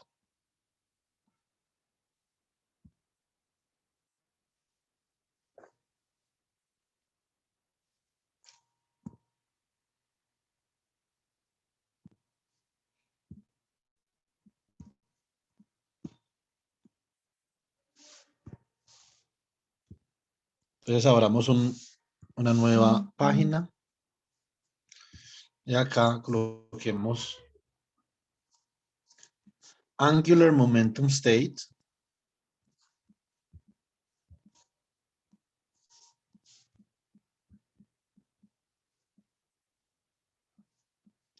For L equals to 1. ¿Sí o no? Muy bien. Esto tendría que ser como la parte 1 de esto.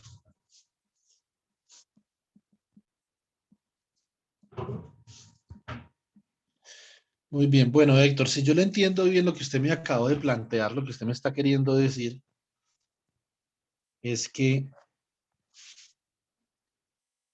este operador LZ, actuando sobre el estado del sistema, ¿cierto? Es un estado para L igual a 1 con más de momento angular más H barra. Esto igual a H barra por el estado L igual a 1 con más H barra. Esa es la medida, ¿sí o no? Correcto. Ajá. Bueno, y entonces, ¿qué hacemos ahí? ¿Qué más hacemos?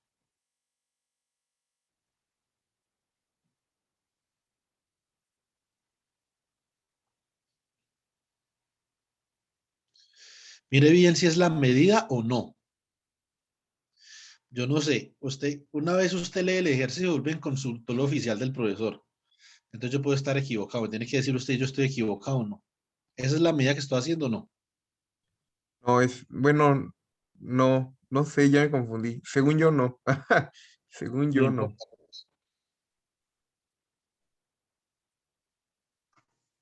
¿Por qué no? Bueno, pues porque ese no sería como el que en el que vamos a evaluar, ¿no? O sea, ese es nada más como el valor de la medida, lo que va a arrojar al final. Pues esto es un problema de autovalor autovectores, o sea que es un problema de medida. Ahí estoy midiendo una cosa, tengo el instrumento por acá y tengo el valor de la medida por acá. La pregunta es si esta ecuación de autovalores que yo tengo acá corresponde al problema que usted acaba de leer o no.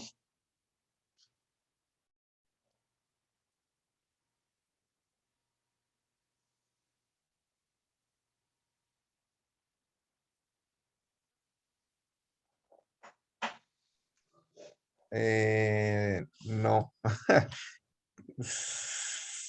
A mi entender, no. Ah, bueno, entonces explíqueme a ver qué es lo que está haciendo mal.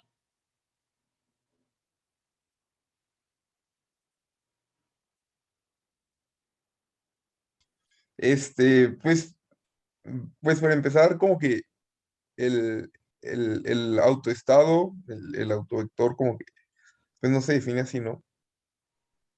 ¿Por qué? Este, mm, porque no es como la base en la que estamos trabajando, o sea, bueno, no sé, ya me confundí. Puede llamar a un amigo, como en quien quiere ser millonario, para que le ayude. @Esteban. Ah, bueno, Esteban, ayúdele pues.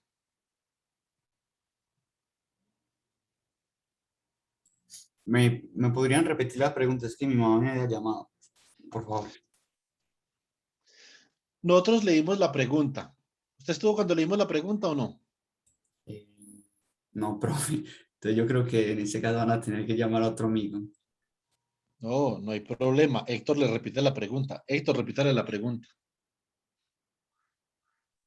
La pregunta es, bueno, tenemos nuestro sistema físico en un estado cuántico donde L es igual a 1. Después de la medida del componente,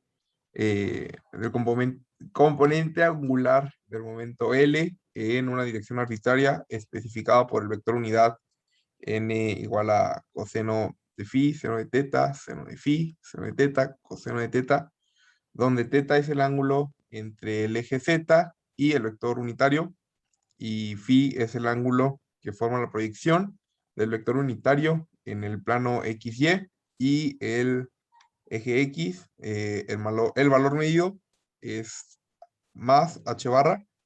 Si se hace una segunda medición, ¿cuál es la probabilidad de obtener más h barra? Bueno, muy bien. Ahora sí, pregúntele a Esteban. Ya que le leyó la pregunta, pregúntele qué es lo que usted quiere saber. Va, ¿qué es lo que queremos saber? No, bueno, el profesor sugiere como esta ecuación. No, yo no sugerí nada, yo simplemente la escribí. Y entonces estoy Ah, esperando que usted me diga si esto representa la sistemática del problema o no. Y si no, ¿por qué no? y sí, bueno, yo digo que no, y nos pregunta que por qué no. Y, y bueno, esa es la duda ahorita. Yo digo que porque el que como que no está bien definido, este, pero ya, ahí como que estoy confundido.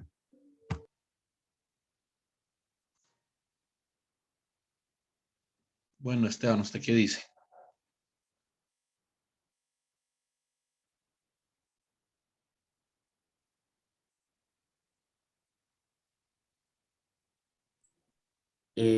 Pues en principio, si uno tiene el estado luego de haber hecho la primera medida que sugieren, ¿cierto? Que es en una dirección n, eh, pues uno considera el estado pues luego de la medida y de acuerdo pues a esa ecuación, al proyectarlo en este ket de acá, uno obtendría la probabilidad de obtener h barra, no. Pero la pregunta me la podrían repetir, por favor, que si O sea, es, esta ecuación de autovalores es correcto. representa el problema que acabamos de leer o no. Pues yo diría que no, porque uno debería considerar es el operador momento angular en la dirección que sugieren después de la medida, ¿no? Bueno, muy bien. Eso es lo primero. Primer punto. Entonces, debemos de considerar L.n. ¿Cierto? Segundo punto. Vea, Héctor, usted me dijo que el que no está bien definido, ¿a qué se refiere? ¿Me puede ser más específico? Pues como que no es el estado con el que vamos a evaluar, ¿no? O sea, no es como directamente H barra, sino eh, el que es de el eje X y el del, pues sí, ¿no? El que es del eje X. Bueno, del eje Z. Entonces, ese es el que es del eje Z. ¿Y qué busca usted, pues? No, pues no buscamos uno, sí. Es con el del eje Z. Esteban, ¿le quiere ayudar? ¿O usted, digamos, asiente con la afirmación de Héctor?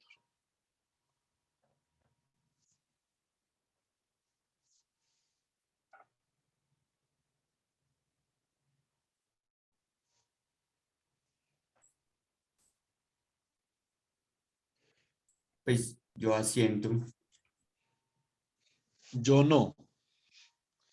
Porque resulta que el ket al que usted tiene que, el ket sobre el cual usted va a medir es un ket que está si es un ket con momento angular h barra, ¿cierto? Pero es un ket en una dirección particular, es decir, el estado acá está en una dirección particular, no está en Z, está en una dirección particular, por eso ese no debe ser el ket, eso no es un autoket de LZ, es un autoket de L.n. ¿Sí me explico, Héctor? Sí, sí. O sea, tiene sentido. Donde usted está midiendo más h barra en el estado L.n.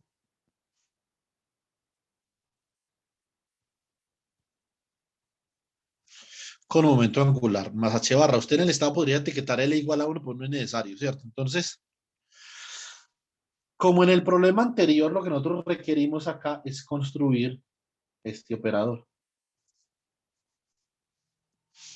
Esto es relativamente sencillo, ¿sí o no? Esto es Lx de la misma forma por el seno de teta coseno de phi más Ly por seno de teta seno de phi más Lz coseno de teta, ¿cierto? Entonces lo que necesitamos es una representación para estas matrices. Necesitamos Lx, necesitamos Ly, necesitamos Lz. Quiero que nos comencemos a acostumbrar a calcular esto, por favor. Listo. Que si no, de pronto después nos podemos enredar un poquito con suma de momento angular, Clebsch-Gordon y todo esto. Entonces, vamos a ver. Problema de autovalores para L más y L menos. Esto fue lo que vimos el lunes, ¿sí o no? Entonces, ¿qué es L más? L más actuando sobre un ket con L, ml. Esto es H barra al cuadrado, por ejemplo.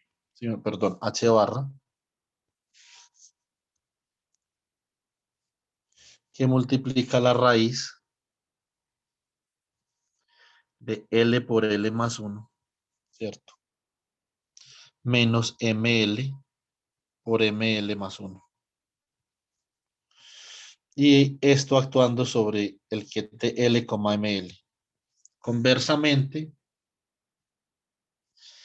el operador L menos actuando sobre L, ml. Entonces nosotros demostramos que esto es H barra por la raíz de L, L por L más 1 menos ML que multiplica ML menos 1. ¿Sí o no? Por el ket de L, ml. Muy bien, una pregunta importante, para que me la responda el que quiera. ¿Cómo posiblemente yo puedo obtener lo que yo necesito Este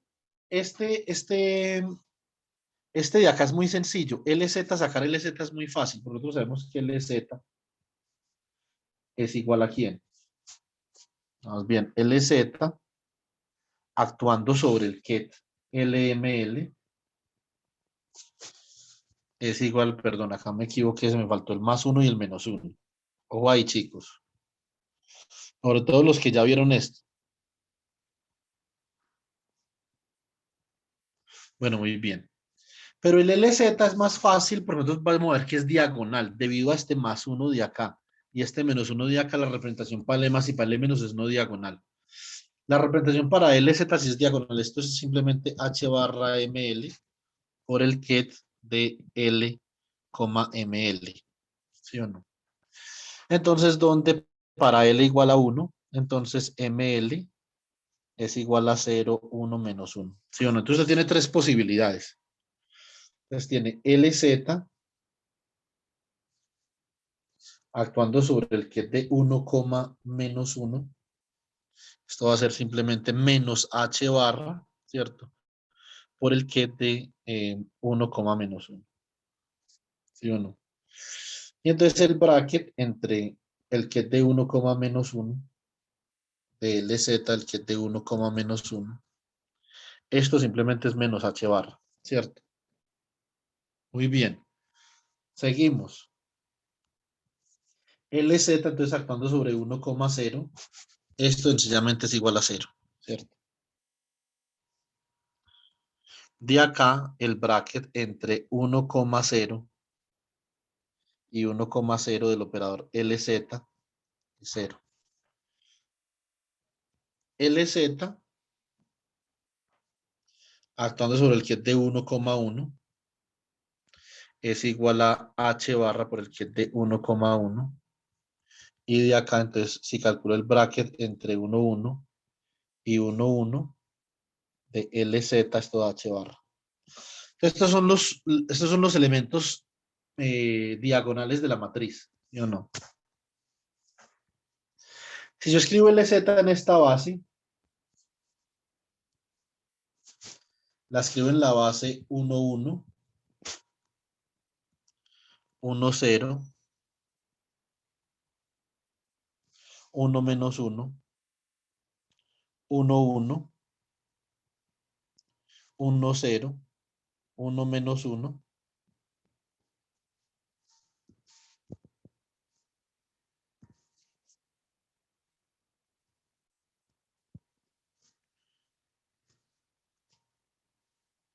En esta base, entonces la componente diagonal acá va a ser H barra. Acá va a ser 0. Acá va a ser menos H barra. Y por ortonormalidad, el resto son 0. Entonces ya tengo que LZ, la representación material para LZ es H barra que multiplica a 1, 0, 0, 0, 0, 0, 0, 0, 1. Listo, pregunta. LX y LY, ¿qué pasa con LX y LY? A ver, ¿quién me colabora? ¿Qué hago con LX y LY? Tengo el problema de autovalores y autovectores para L más y L menos. Ese lo tengo.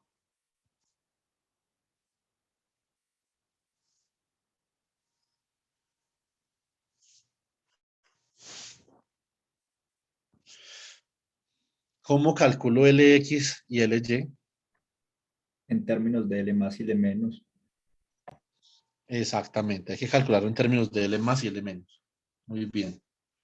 Entonces, L más es igual a LX más ILY. L menos es igual a LX menos ILY. ¿Cierto? Entonces yo puedo decir que LX es igual a L más L menos, ¿cierto? Sobre 2. Y que LY es igual a LX, perdón, LY no, si LX, LY es igual a L más menos L menos sobre 2i. ¿Sí o no? Muy bien. Entonces, básicamente que el problema de autovalores para LX actuando sobre el ket de L, ML es igual a L más L menos sobre 2 actuando sobre el ket de L, ml. Y esto queda un medio de L más actuando sobre el ket de L, ml. Esto sería acá H barra medios, ¿cierto? Ah, perdón, me faltó la otra parte. Entonces esto sería un medio acá de un medio de quién. Entonces esto es un medio de, bueno, más un medio también. Segundo que, a ver, listo, ahora sí. Un medio de L menos actuando sobre el ket de L, ml. Y esto es H barra medios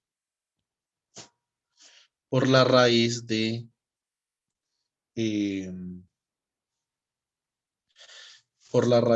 L que multiplica L más 1 menos ML multiplica ML más 1 por el ket de L, ML más 1. ¿Sí o no? Más H barra medios que multiplica la raíz de L, perdón, L por L más 1 menos ML por ML menos 1 por el ket de L, ML menos 1. ¿Sí o no? Pues ese es el problema de valores para LX. Ahora, elementos matriciales de LX. Elementos matriciales de LX. ¿Sí o no? Entonces, ¿cómo queda esto? Esto queda el bracket entre L y ML prima y L, ¿sí o no? Y ML del operador LX, ¿sí o no? Entonces acá me va a quedar igual a quién? H barra medios por la raíz de L por L más 1 menos ML por ML más 1 por el bracket entre L y ML prima y L y ML más 1. ¿Sí o no?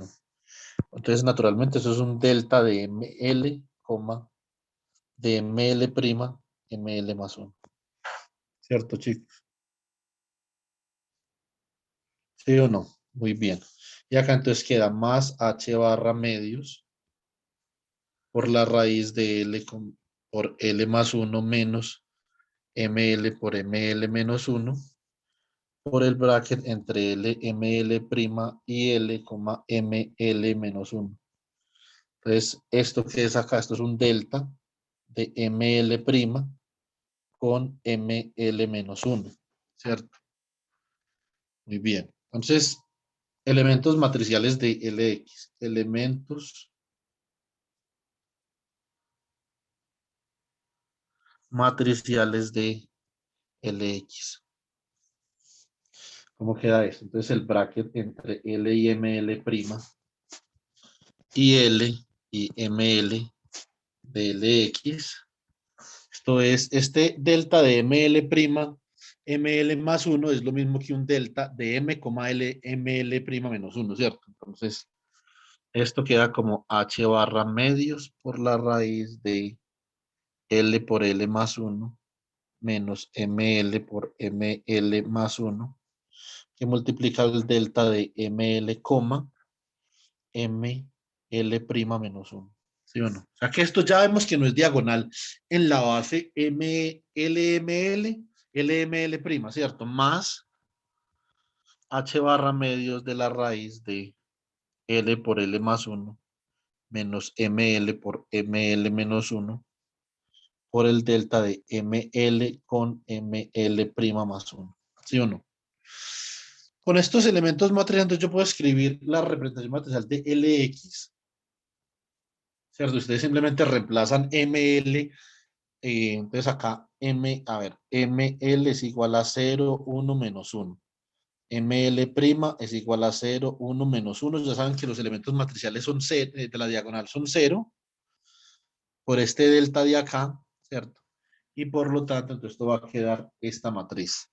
Entonces, cuando esto es 2, esto es 1, ¿sí o no? ML, para ML2, entonces esta parte ML' para que ese delta sea diferente o cuando ML es 1, perdón, ML' tiene que ser 2, ¿sí o no?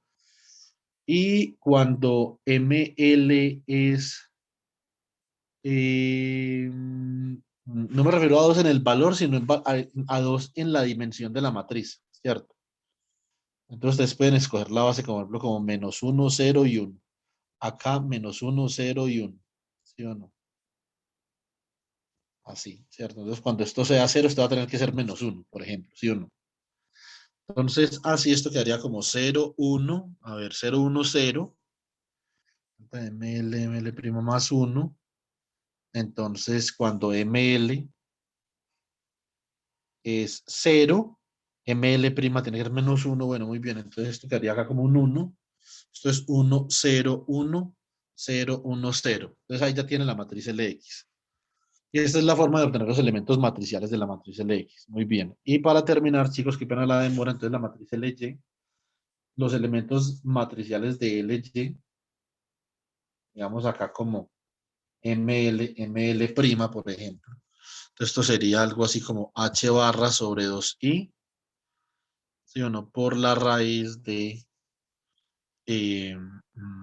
espera que me acá, esto es raíz de 2, pero acá queda esta raíz, esto es raíz de 2. Entonces aquí esto hay que multiplicarlo, esto es sobre raíz de 2. Listo. Muy bien. LY, elementos materiales de LY sería H barra sobre 2i, esto es L por L más 1 menos ML por ML más 1. Listo. Por un delta de ML, ML' menos 1.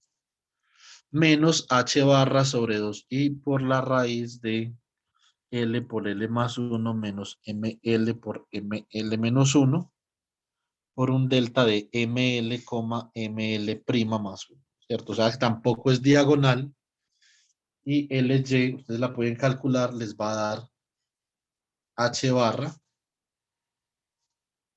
Acá me faltó la H barra también. Esto es H barra por fuera. Paso por acá también por fuera. Esto es H barra sobre la raíz de 2 que multiplica 0 menos I 0. Esto acá sería I 0 menos I. Sería 0 y 0. ¿Sí o no? Entonces ya con estas tres matrices, ustedes ahora sí pueden calcular. Entonces, la proyección del operador L en esa dirección, ¿cierto? Entonces ustedes simplemente tienen L punto N igual a Lx seno de teta seno de phi, perdón, coseno de phi, más Ly seno de teta seno de phi, más Lz coseno de teta, y esto va a ser igual entonces a lo siguiente, H barra sobre raíz de 2 por 0, seno de teta coseno de phi, 0, seno de teta coseno de phi, 0, seno de teta coseno de phi, 0, seno de teta coseno de phi, 0, más H barra sobre la raíz de 2, ¿sí o no? Entonces quedaría por acá como lo siguiente, 0 menos I seno de teta seno de phi, 0 I seno de teta seno de phi, 0 seno de teta, bueno, I seno de teta seno de phi, aquí con un signo menos, y aquí I seno de teta seno de phi, 0 y 0. Entonces, ese es Ly por la componente en Y del vector n, más acá tenemos H barra, que multiplica coseno de teta, 0, 0, 0, 0, 0, 0, 0, menos coseno de teta. Entonces ya con esto, si usted simplemente sumando estas matrices, pueden hallar una representación matricial para la proyección del vector momento angular para L igual a 1 sobre un vector arbitrario, y entonces ahí ya se pueden comenzar a hacer las medidas sobre este estado, el que tl.n como Amasachi barra. Listo, entonces, damos hasta acá. Entonces, la otra clase terminamos este ejercicio. Y entonces, después de eso, comenzamos de una con suma de momento angular y múltiples grados de libertad, ¿cierto? Bueno, chicos, muchas gracias. ¿Alguna pregunta o inquietud? Cerramos de una vez la sesión.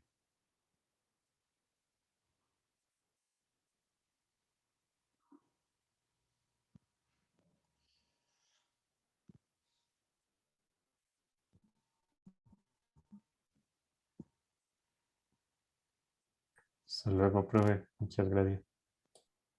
Bueno, Joan, hasta luego, jovencitos. Estén bien. Nos vemos, profe. Muchas gracias. Chao.